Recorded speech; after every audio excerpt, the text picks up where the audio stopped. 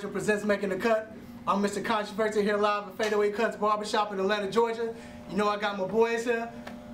Will the Sports Guru. What's up, baby? You already know. I got Big Google right here. Jill, what's happening? And today's topic, we're talking about Big Friday. LeBron James made a splash. He shocked the world. Went back to Cleveland.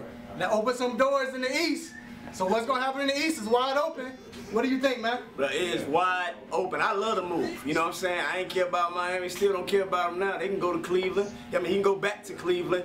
And the East is wide open. The East was subpar last year. It's going to be subpar again this year. I mean, him teaming up with Dion Waiters, Andrew Wiggins, who's a rookie, back with Anderson Varejao. Kyrie Irving is a baller. But if they get Kevin Love, that'll make it even make them even a more threat to the East. But I see the Cavs maybe a 3-4 seed. The East, I mean, the Pacers are still a subpar team. We don't know what your boy Lance Stevenson is going to do.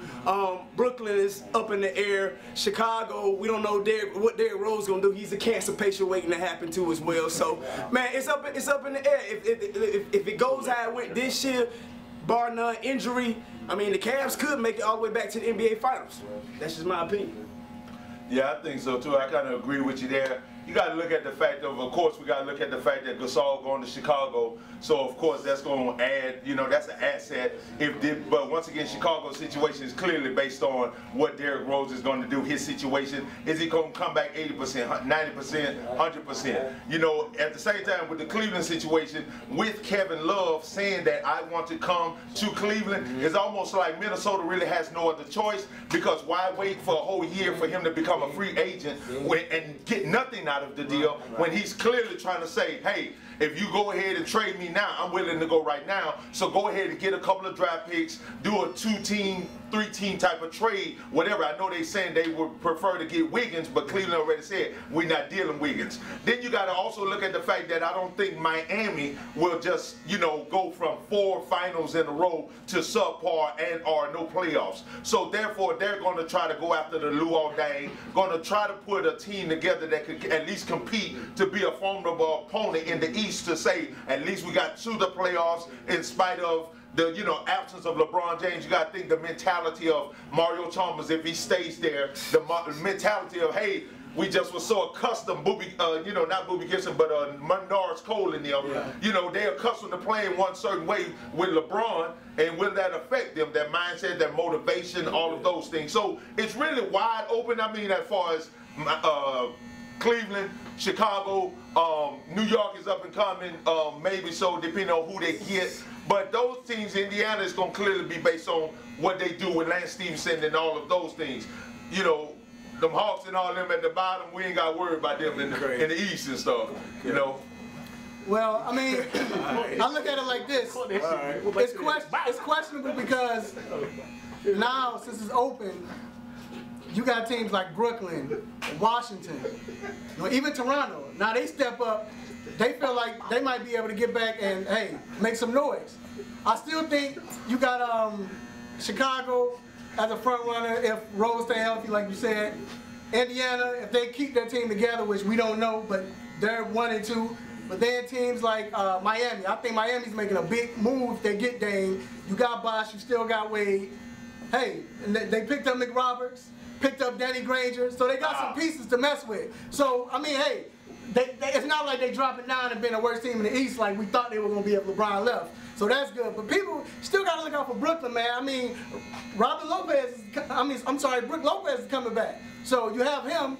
You still got Darren Williams. You still got Joe Johnson. You got Plumlee, you know, so they got some pieces. Then they got Hollis as a coach.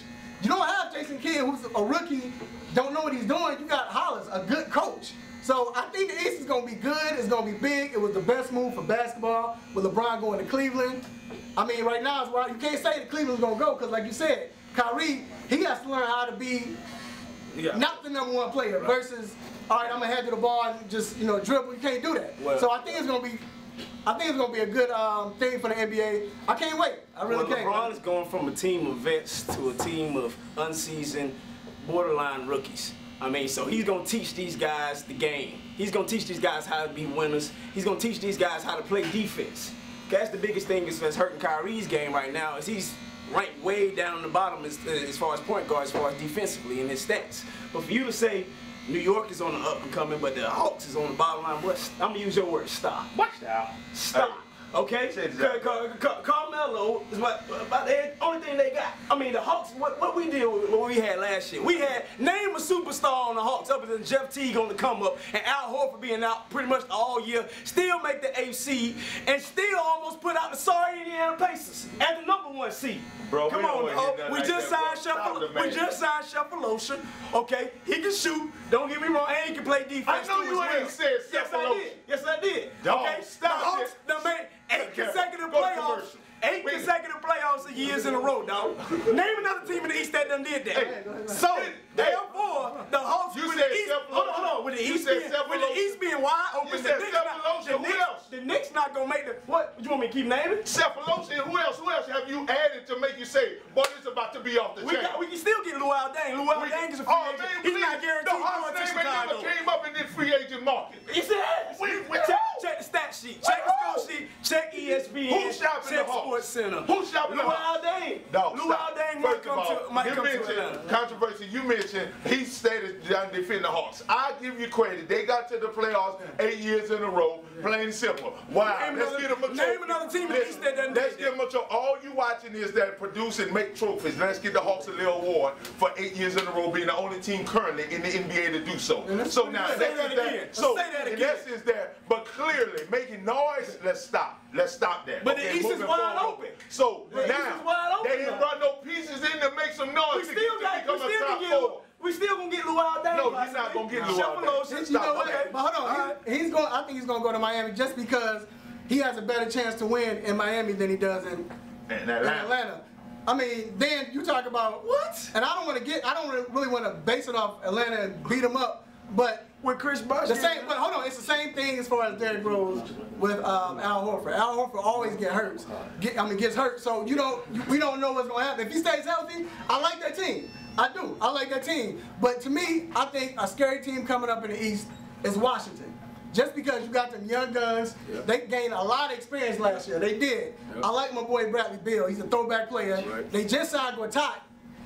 I don't think he was playing out of his mind. I don't think he's going to play like that again. But if he does, that team is scary, man. They're gaining confidence. I agree with you. But hold on. The thing with Cleveland, though, my biggest concern is we talk about Spoelstra when he first took over Miami, but he did have experience and, he had Pat Riley to back him up.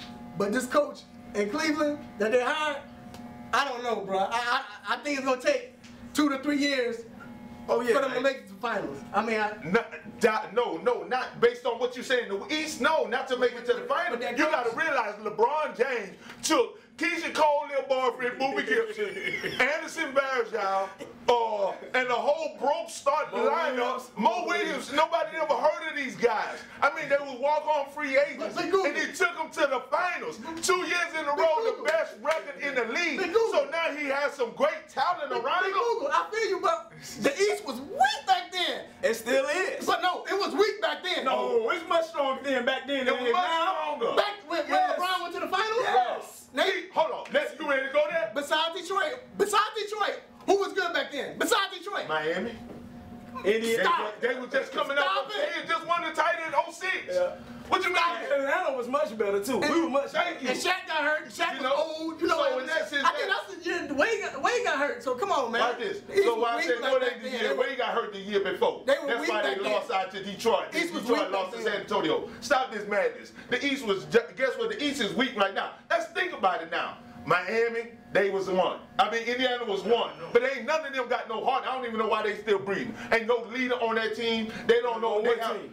Indiana. Oh, yeah. They have no identity. So you got to think about it. What they going to do? I mean, it's wide open now. Think about this. If Kevin Love comes this year, if he comes this year, or if not, they playoff contenders. So if you get to the playoffs, where? To the Cavs? To the Cavs. If Kevin Love goes to the Cavs, watch what they are going to the Eastern Conference Finals and they're going to the NBA Finals, bro. Plain and simple. But they're going to compete and get in the playoffs. Yeah, no doubt. I think they're going deep, but I don't think they're going to go to the finals. But we're going to wrap it up. So, surprise team in the East, man. Who you think going to rise up and take that #1 spot? I got to go with what you said, man. You made a very valid point talking about the Washington Wizards on the come up. I think this year they're a surprise team to look out for. Bell. What's the other guy name that just John Wall. John Wall. You know, they got a lot of pieces to that puzzle, and with the East being the way it is, I think the Cavs are still 1, maybe 2 years away. That's without them getting Kevin Love. If they get Kevin Love this year, they going to the finals. I mean, Indiana is not going to happen. Derrick Rose, like I said, cancer patient waiting to happen. If he comes back full circle, and Luol Deng, he still might have a chance to go back to Chicago. Then they'll go to the finals as well. But watch out for the Washington Wizards. Washington Wizards is going to be clearly based on, are we going to lock in Trevor Ariza or not? Still hasn't signed yet. So therefore, he is part of that key piece of their team, that chemistry. It's not like they have any formidable individuals coming off the bench that's bringing the fire, that's bringing this. Trevor Ariza is going to be key based on what Washington Wizards are going to do. LeBron James, plain and simple, the Cleveland Cavaliers, they're going to be between the 1 to the 4 seed, plain and simple. And so the East is wide open. If Kevin Love comes, barring no injuries from nobody, then they can be a conference finals champion or whatever, going to the finals. And then you got to also look at the fact that Brooklyn stay healthy. That's the problem, though. They all healthy. Them names you name, they still don't step up in clutch situations of playoffs. Joe Johnson, Darren Williams must bring the heat if they're going to be a contender.